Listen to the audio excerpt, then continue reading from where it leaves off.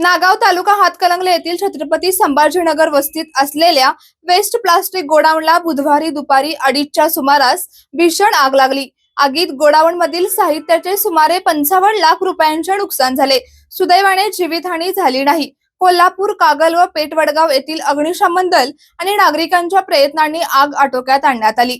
या परिसरात जावेद शरफुद्दीन मोमीन यांचे सहारा ट्रेडर्स आणि रफिक रसूल सोमरे यांचे हिंदुस्थान प्लास्टिक अशी 2 गोडाऊन गेल्या 6 वर्षांपासून सुरू आहेत।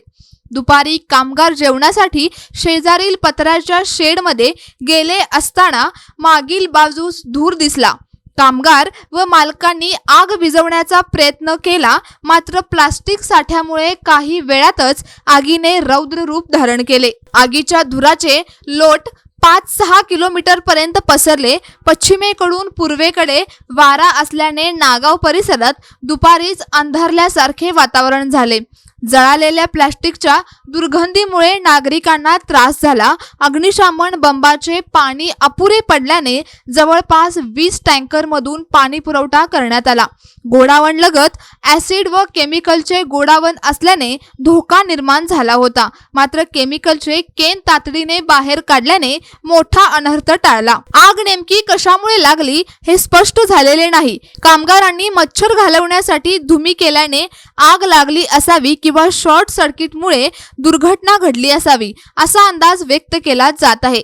आग विझवण्यासाठी कोल्हापूरचे अधिकारी दस्तगीर मुल्ला, चालक नवनाथ साबळे, अनिल मगदूम, तांडेल वामन चौरे, फायरमन उदय शिंदे, अभय कोळी, गिरीश गवळी, अक्षय शिणगारे, आशिष माळी, कागलचे भास्कर माने, रणजित साठे, रणजित कांबळे, बाळासो कांबळे, वडगावचे अनिकेत पाटील, अंकुश कदम, ऋषी बाटुंगे, कार्तिक शिंदे यांनी परिश्रम घेतले।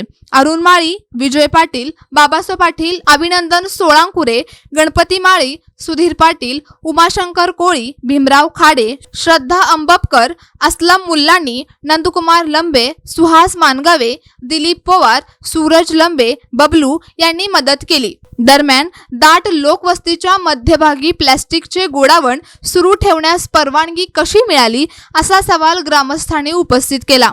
प्लास्टिक जळताना निघणाऱ्या विषारी धुरामुळे नागरिकांच्या आरोग्याला धोका निर्माण होऊ शकतो।